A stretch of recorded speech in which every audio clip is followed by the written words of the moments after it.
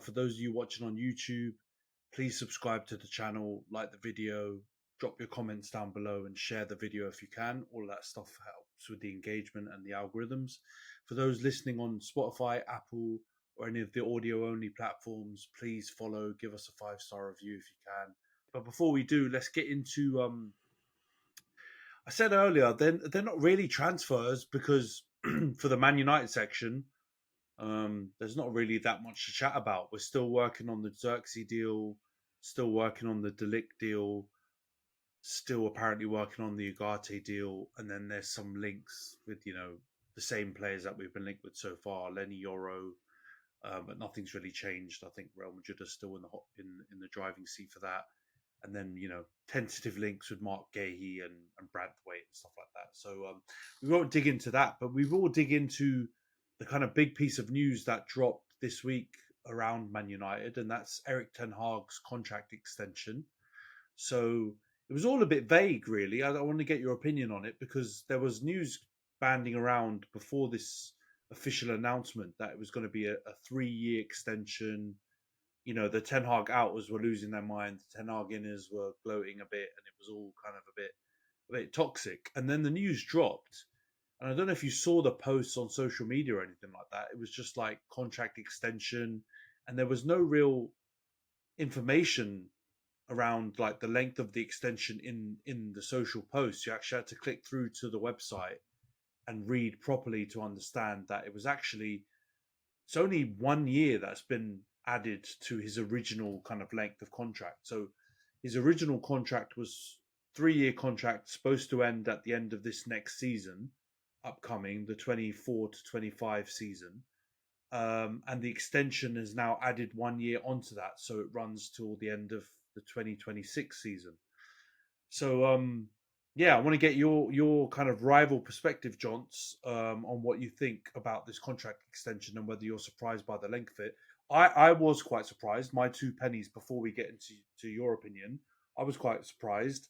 I'm not mad at it though. I actually think this is probably a better result than kind of committing to 3 more years with Ten Hag. I think adding the 1 year to it gives him a bit more stability, and then we can look to extend it further if next season goes better than last season in terms of the league finish. So I'm not upset or shocked or annoyed by this result. Obviously, I wanted Ten Hag to stay, so I think 1 year on top of the year he already had left over is fine with me. But I can understand how some fans, Man U fans, on either side, are kind of either elated or quite disappointed with it. But yeah, what's your opinion? Do you think this is good news? And were you shocked by the contract extension length?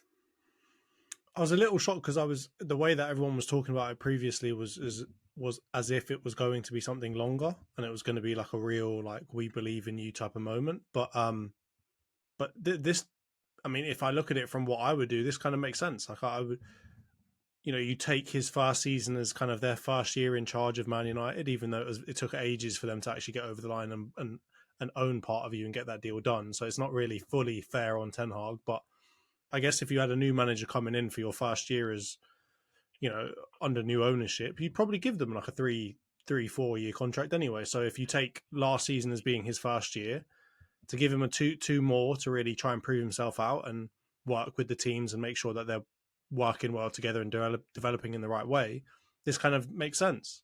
I think leaving him on a 1 year, just like this last season, was always going to be a bad idea for some reasons that we kind of talked about on a previous podcast, right? Around, if he does have an amazing season, he's now in like a great bargaining position to try and charge you, a lot more money for a lot longer periods of time if he does have a good season, which is not really the position that you want to be in, right? And I think you saw after this whole, cup win that the power of the fans is pretty strong, right? If they want to keep Ten Hag around, your plans doesn't really matter what they are. You're going to get pressured into doing something about it. So I think overall it makes a lot of sense. I think from a rival fan perspective, kind of shows that you are being run in the right kind of way. Because if I saw a 3-4 year extension come out, I'd kind of think that was a bit premature, and it would be based off of just that cup win.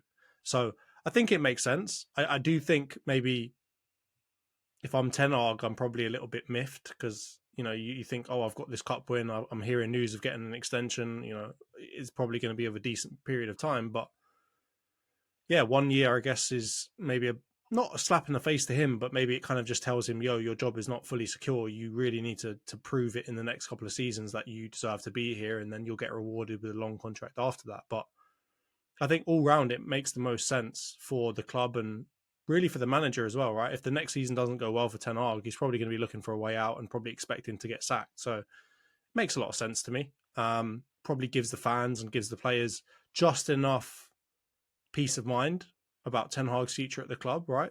Not to push it too far to one way or the other, because you've got a lot of Ten Hag out people that will probably have gone crazy if you gave him an extra 3 years, right? And you've got a lot of Ten Hag in people who would have been rioting if you didn't give him anything. So I think it makes sense. It's well played by Ineos and politically a pretty savvy move, I think. Yeah, I feel like it's a very let's not rock the boat type decision, and Yeah. I'm fine with that. Like you've said, I couldn't agree with you more. It kind of appeases both sides because I think Ten Hag outers are probably a little bit more receptive to the idea of giving him only one more year to what he already had on his contract, and they're not going to absolutely lose their marbles, like you said. And the Ten Hag inners, they don't really have. I mean, they've kind of got their victory already, haven't they? Like the fact that he's staying. So the fact that he's getting a contract extension, I think only the greediest of Ten Hag inners could complain about the situation. So yeah, I think it's a good result. And obviously, following the back of this news, you obviously have had the announcement of Ruud van Nistelrooy and Rene Hacker coming in. I don't know if I've absolutely butchered Rene's last name there, but the two new coaches come on to his coaching team, I believe, to join Mitchell van der Gaag and Steve McLaren. And I think there's news of a goalie coach coming in, one of another person that Ten Hag wants to work with or has worked with before. So, they're building his team in a way that if he fails from this point, he couldn't really have asked for much more. I feel like you're really building the team around him, and we get back to my favorite word, my copium thing around the structure. So, yeah, happy days. Let's now try and get a few of our transfers across the line. Hopefully next week when we do the next week's pod, we'll have some transfers, some actual meat on the bones to chat about in this section for at least one of our teams. But yeah, let's move on to the Arsenal section then, because you actually do have some transfer stuff to chat about. Because I feel like we've just been kind of like having to pull things out of thin air or like find the most lightest rumors out there around Arsenal to fill your section of this segment, because it's really nothing been going on. But in the last 5 or 6 days or so, I'd say Romano, Ornstein, a few of the big ITKs have been reporting that Damatio as well. I think that Arsenal are moving in and looking to put bids in for Calafiori, who I guess is Italy's star boy of the Euros, and one of the many Bologna players who represented their country at the Euros. A bit of a Maldini regen. He's kind of been described by a lot of people. Sexy Maldini, a lot of people have been calling him, because he's obviously a decent looking geezer with long hair and an Alice band. But yeah, looks a really useful player. So I mean, I really want to ask you about this, because it feels like this is the second summer in a row you guys are like going in for defenders when I guess your defense has not been earmarked as one of the kind of weaker parts to try and improve. And it's really interesting. I think last week you asked me with some of the transfer news, would they be a starter in the team? So I guess I want to flip that back on you first of all. Are you happy? Mm-hmm. Are you happy with these links? Do you like him? And do you think he would be a starter? And where would he play if he did sign for the Arsenal? Yeah, so I'm relatively pleased with them. With this link, I think he looks like a pretty handy player. I do want to not be too biased though, because I've called it out previously that people go over the top after an international tournament about certain players and end up, gassing them up to be way more than they actually are. Cough, cough, Enzo Fernandez. And I don't want to like go out there and say that I think Calafiori is going to be like a Ballon d'Or winning defender or anything else like that. But he looks handy, right? He looks pretty good. He was one of the few good things about that Italy performance in the Euros, because obviously they crashed out a lot earlier than people were expecting. But yeah, he looks good. I think that the kind of left back, centre back versatility that he offers is good.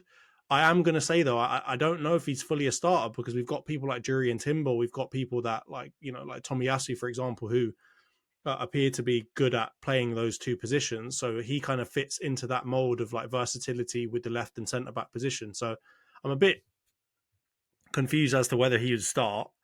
I've either got to, come to certain conclusions that, somebody's going to leave, and whether that, I very much doubt that's going to be Timber. So I imagine it might be Tomiyasu or Kiwior.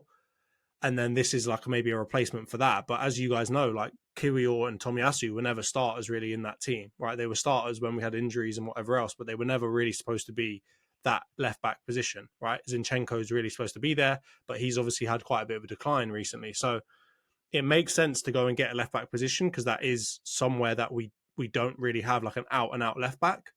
Um, but it's a bit confusing now because obviously Timber coming back from injury, you'd expect Timber to play in that defense, right? Timber was really good in the preseason. I know, again, not to put too much stock into preseason because you can flatter to deceive during that small period, but he looked like he was pretty useful, right? And a lot of people were very excited about him coming back. So it's a bit confusing for me as to who would play between Calafiori and Timber.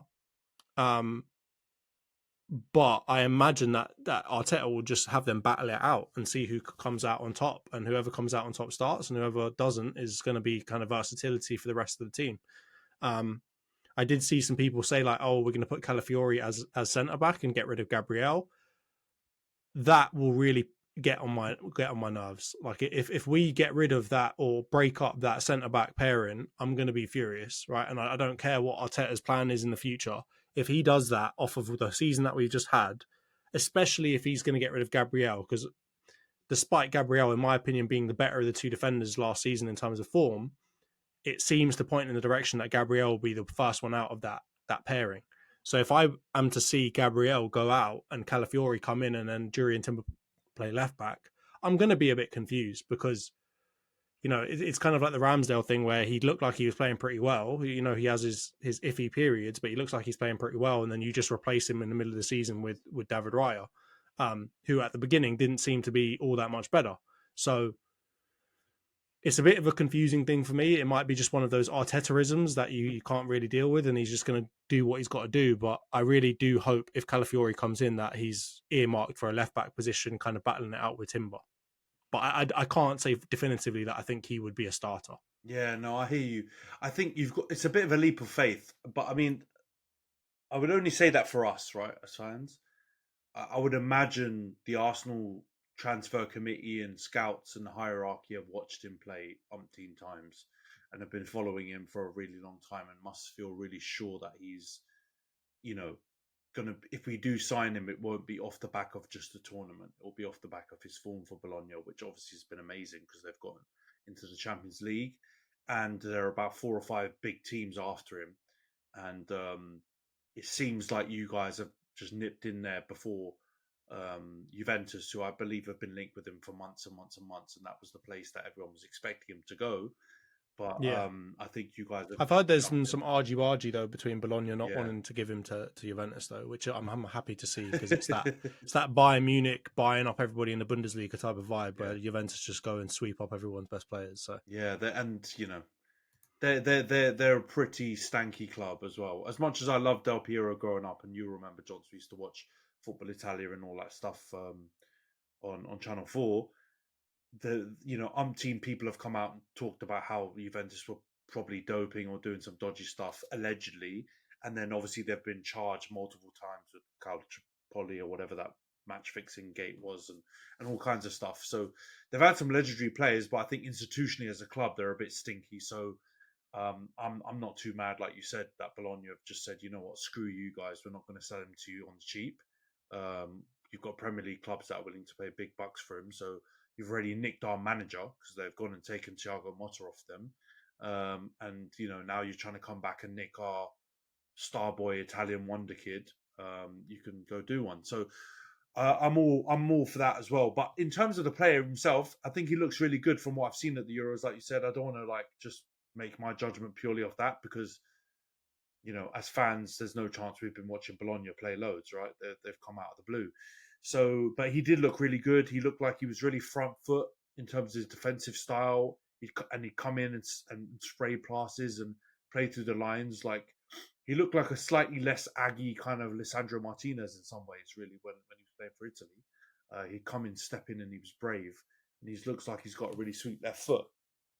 Positionally, yeah, it's a bit of a head scratcher because I was chatting to some mates while I was on the holiday in Greece recently, and we were talking a couple of Arsenal fans there, and we were talking about how it almost feels like Arteta's got like some sort of mission to try and break up the Gabriel Saliba partnership, or is kind of like looking for players constantly in that position where. And the Arsenal fan I was chatting to on the holiday, we all agreed Gabriel he's been class. I've said this multiple times on the podcast. You don't want to break up that partnership, and you need to put more respect on Gabriel's name. I know there's all the chat about Bozo Gene and stuff, but I feel like we've come to the conclusion now that maybe he's kind of grown out of it or worked through it. And certainly last season, I can't remember Bozo moments from him. I can remember Yeah. one thing against, was it Bayern Munich, when he did a back pass, which again I don't think it was his fault. Raya came Yeah, storming no, out. that was full on Raya. Yeah, that was more Raya, and that was more. I think even Declan Rice took some blame for positionally kind of causing the whole shift and making the problem. So I'm clutching for straws at like trying to put anything on Gabriel's name in terms of mistakes. So I feel like this has got to be a left back play. And it Yeah. was interesting that you kind of mentioned Tomiyasu, Timber, Kirill, who actually looks like Kirill will leave as well. There's rumors that he's going to go out on loan with the option to buy on or a mandatory buy clause or whatever, which would make sense. But and this is again agendas. My agenda come out. I just flog Zinchenko and Kirill, and then if you get Calafiori in, and he's the starting left back, or he battles out with Timber, and you've got Tomiyasu, that's great, man. And it follows you've got four very versatile centre backs then in your starting lineup, whoever you go with, plus two very versatile options on the bench, and you're kind of mimicking City's options and your depth in defence with arguably maybe a better set of defenders. So I'm all for it, but I would you have to get rid of those deadwood players. Kirill was decent, but I think he's expendable from that list. And my thoughts on Zinchenko, so I won't go through that again. But I like it. I like the signing, and I think he would be really good for you. But it might just take a bit of time because it feels like Italian players always kind of these days. Want to leave Italy. Yeah, but I mean these days when they come, there's no Zolas anymore. You know what I mean? Or Di Canio's. A lot of the Italians come and they struggle. At least in recent memory, it seems like a lot of Italians that have come to the Prem have struggled. So I guess that will be the only kind of worry. Can he keep up with the pace and the good thing about that though is getting him young, right? Like getting a player relatively young is where you can kind of grow them out of it and maybe like ease them into the Premier League style, and really he grows and becomes his, I guess, mature self in England is hopefully the way that you combat that issue that you've got with a lot of Italian players coming to the UK and just kind of stinking it up. Skabaka is a great example of that, right? Comes when he's not in his prime necessarily, still pretty young, but he would appear to be very much set in his ways and is not really evolving as a player. I do see that Calafiori probably has some of the tools that you'd expect could work quite well, right? Like the aggressive style, strong, playing through the lines, all of those kinds of things kind of lend themselves to maybe working out pretty well. If he was like some big, slow, mature defender, I'd be calling for Arteta's head because that's not what we need. We don't need an Italian Per Mertesacker out here. So, yeah, overall, it's not bad, man. Like at the beginning of this transfer window, I remember saying like striker is kind of the main position where I think we need improvement. If we're going to get rid of Thomas Partey, then we definitely need some sort of improvement in the centre mid. But we also, as I've called out many times, need to get Zinchenko's name off of that team sheet. I never want to see him play for us or start for us again because of the fact that he's had so many kind of bozo moments, right? And we talk about Gabriel having bozo moments. Gabriel's nothing in comparison to what Zinchenko's been doing, right? And I know that I tried to stick up for him previously because he really didn't look as bad as he is now, but it's just confirming every time he comes on, there's just a lack of defensive awareness. And it's not even in that kind of Trent mold where he just looks like he can't be bothered to go and do it. It's like he doesn't even know where he's supposed to be defensively. Yeah. And You know, I'm all for the vibes and the good spirit and stuff like that. But you can do that from the bench, mate. I don't need you to be doing that from the field. So, yeah, overall, it's one of the 3 positions I wanted to try and sort out. I did think Jury and Timber was going to be kind of the way forward there, but I'm okay with us having 6 like high level defenders, right? Like that is building out, in my opinion, a title winning team. And they can all play everywhere. Like, that's yeah, and they can, exactly City, right? City have got versatility over everything. Akanji can play everywhere, right? And he had an unbelievable. Ake can play left back, centre back, wherever. Yeah. I mean, I wanted to just put some respect on Akanji's name real quickly because he had an unbelievable Euros. Yeah. He was sensational. We'll talk about that in a bit with the Switzerland England game. But yeah, he can play everywhere. Ake can play multiple positions. Stones can play multiple positions. Like most of them defenders can play everywhere. So if you can do that, and actually, I think if you get Calafiori, and as long as you keep Timber, Tomiyasu, and stuff like that, you've got cover in every position across the back 4 with 6 players, which is perfect strength-wise and squad size-wise because you don't have a bloated squad, and you're kind of getting rid of some of the bozos. Because I think Kirill had a few kind of ropey moments as well. I mean, I don't want to go in on him as badly as Zinchenko because it was quite harsh, his first season or whatever. So, you know, maybe you could have persevered with him. But if someone's expendable, like I said, it's got to be him and Zinchenko, and it's an improvement. So if I was an Arsenal fan, I'd be quite happy. He looked like you said, probably the best thing happening with that Italy team. And as soon as he was suspended, they stunk. So it's no doubt, or they stunk even more, should I say, when he wasn't there. So yeah, interesting, man.